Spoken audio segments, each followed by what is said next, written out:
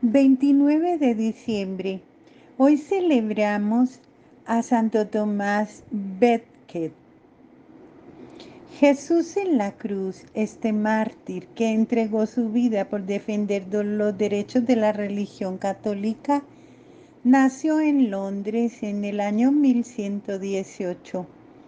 Era hijo de un empleado oficial y en sus primeros años fue educado por los monjes del convento de Merton. Después tuvo que trabajar como empleado de un comerciante, al cual acompañaba los días de descanso a hacer largas correrías dedicados a la cacería. Desde entonces adquirió su gran afición por los viajes, aunque fueran por caminos muy difíciles. Un día, persiguiendo una presa de cacería, corrió con tanta gran imprudencia que cayó a un canal que llevaba el agua para mover un molino. La corriente lo arrastró y ya iba a morir triturado por las ruedas, cuando, sin saber cómo ni por qué, el molino se detuvo instantáneamente. El joven consideró aquello como un aviso para tomar la vida más en serio. A los 24 años consiguió un puesto como ayudante del arzobispo de Inglaterra, el de Canterbury, el cual se dio cuenta de que este joven tenía cualidades excepcionales para el trabajo y le fue confiando poco a poco oficios más difíciles e importantes. Lo ordenó de diácono y lo encargó de la administración de los bienes del arzobispado. Lo envió varias veces a Roma a tratar asuntos de mucha importancia. Y así Tomás llegó a ser el personaje más importante después del arzobispo en aquella iglesia de Londres. Monseñor afirmaba que no se arrepentía de haber depositado en él toda su confianza, porque en todas las responsabilidades que se le encomendaban se esmeraba por desempeñarlas lo mejor posible. Dicen los que lo conocieron que Santo Tomás Beck, que era delgado de cuerpo semblante, pálido, cabello oscuro, nariz larga y facciones muy varoniles. Su carácter alegre lo hacía atractivo y agradable en su conversación. Sumamente franco, trataba de decir siempre la verdad y no andar fingiendo de lo que no sentía, pero siempre con el mayor respeto. Sabía expresar sus ideas de manera tan clara que a la gente le gustaba oírle explicar los asuntos de religión porque se le entendía todo fácilmente y bien. Tomás, como buen diplomático, había obtenido que el Papa Eugenio III se hiciera muy amigo del rey de Inglaterra, Enrique II, y este, en acción de gracias por un tan gran favor, nombró a nuestro santo, cuando solo tenía 36 años, como canciller o ministro de Relaciones Exteriores. Tomás puso todas sus cualidades al servicio de tan alto cargo y llegó a ser el hombre de confianza del rey. Este no hacía nada importante sin consultarle. Su presencia en el gobierno contribuyó a que dictaran leyes muy favorables para el pueblo. Acompañaba a Enrique II en todas sus correrías por el país y por el exterior, pues Inglaterra tenía muchas posesiones en Francia y procuraba que en todas partes quedara muy en alto el nombre de su gobierno, y no tenía miedo en corregir también al monarca cuando veía que se estaba extralimitando en sus funciones, pero siempre de la manera más amigable posible. En el año 1161 murió el arzobispo Teobaldo, y entonces al rey le pareció que el mejor candidato para ser arzobispo de Inglaterra era Tomás Becket. Este le advirtió que no era digno de tan sublime cargo, que su genio era violento y fuerte y que tomaba demasiado en serio su responsabilidad y que por eso podía tener muchos problemas con el gobierno civil si lo nombraban jefe del gobierno eclesiástico. Pero su confesor decía: en su vida privada es intachable y sabe mantener una gran dignidad, aun en ocasiones peligrosas y en tentaciones de toda especie.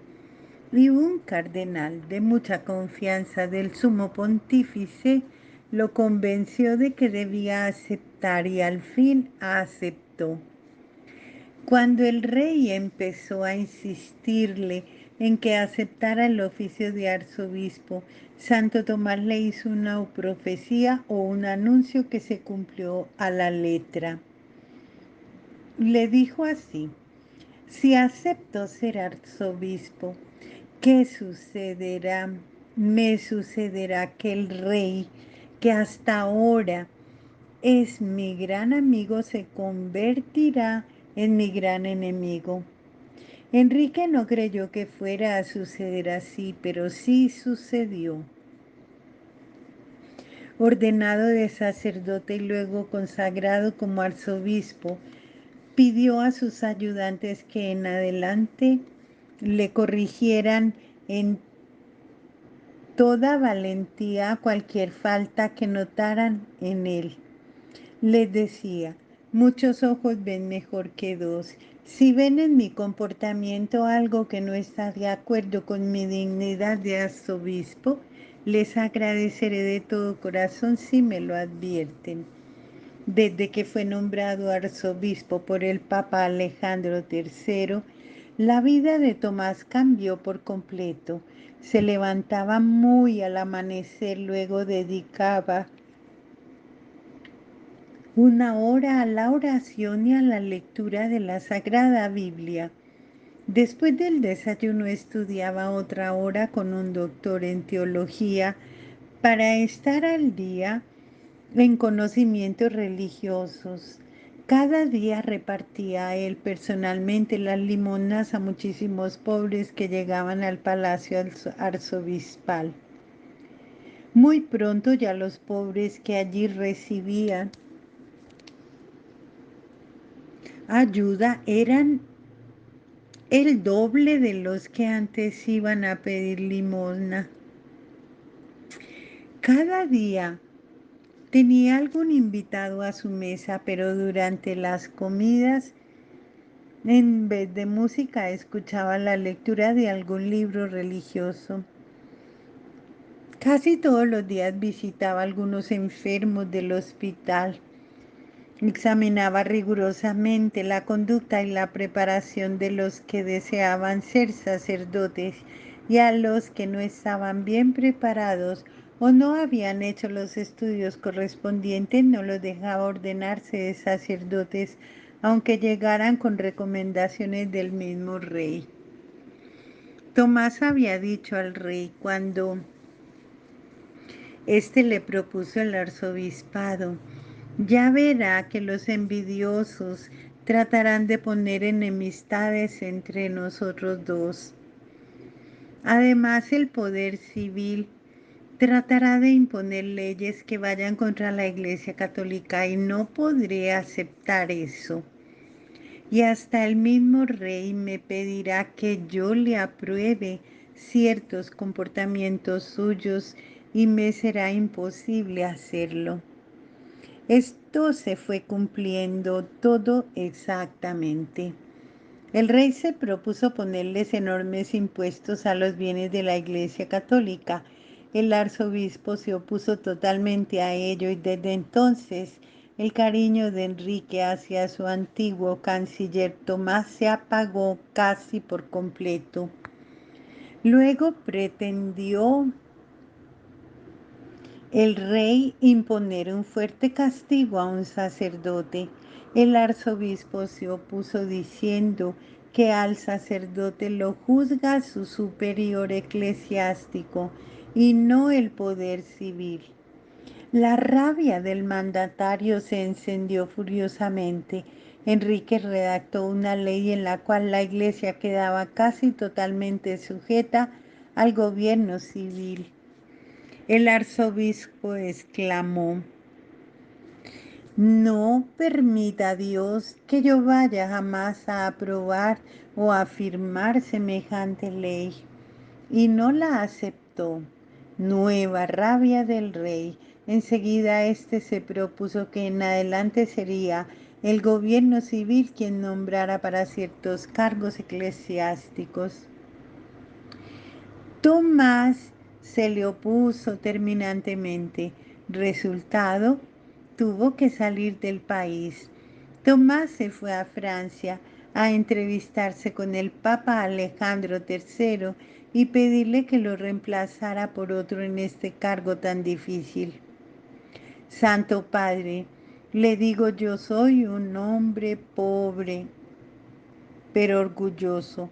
Yo no fui nunca digno de este oficio. Por favor, nombre a otro y yo terminaré mis días dedicado a la oración en un convento.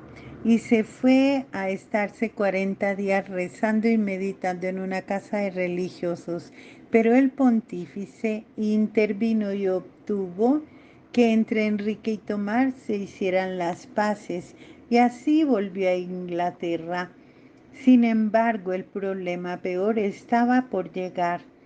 Después de 6 años de destierro y cuando ya le habían sido confiscados por el rey todos sus bienes y los de sus familiares, el arzobispo Tomás regresó a Inglaterra el 1 de diciembre con el título de delegado del sumo pontífice. El trayecto desde que se desembarcó hasta que llegó a su catedral de Canterbury, fue una marcha triunfal. Las gentes aglomeradas a lo largo de la vía lo aclamaban. Las campanas de todas las iglesias repicaban alegremente y parecía que la hora de su triunfo ya había llegado. Pero era otra clase de triunfo distinta la que le esperaba en ese mes de diciembre, la del martirio. Como él mismo lo había anunciado, los envidiosos empezaron a llevar cuentos y cuentos al rey contra el arzobispo, y dicen que un día, en uno de sus terribles estallidos de cólera, Enrique II exclamó: no podrá haber más paz en mi reino mientras viva Becket. ¿Será que no hay nadie que sea capaz de suprimir a este clérigo que me quiere hacer la vida imposible? Al oír semejante exclamación de labios del mandatario, 4 sicarios se fueron donde el santo arzobispo, resueltos a darle muerte. Estaba él orando junto al altar cuando llegaron los asesinos. Era el 29 de diciembre de 1170. Lo atacaron a cuchilladas, no opuso resistencia, murió diciendo: muero gustoso por el nombre de Jesús y en defensa de la Iglesia Católica.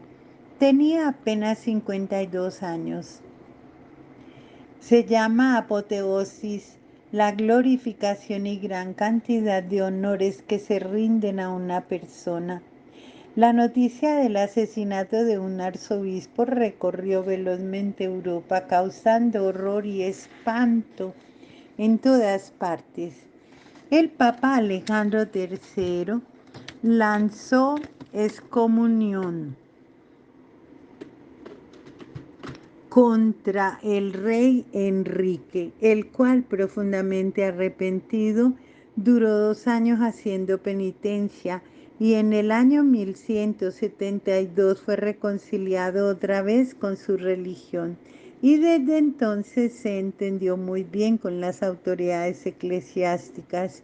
El mártir Tomás consiguió, después de su muerte, esto que no había logrado obtener durante su vida. 3 años después, el sumo pontífice lo declaró santo a causa de su martirio y por los muchos milagros que se obraban en su sepulcro.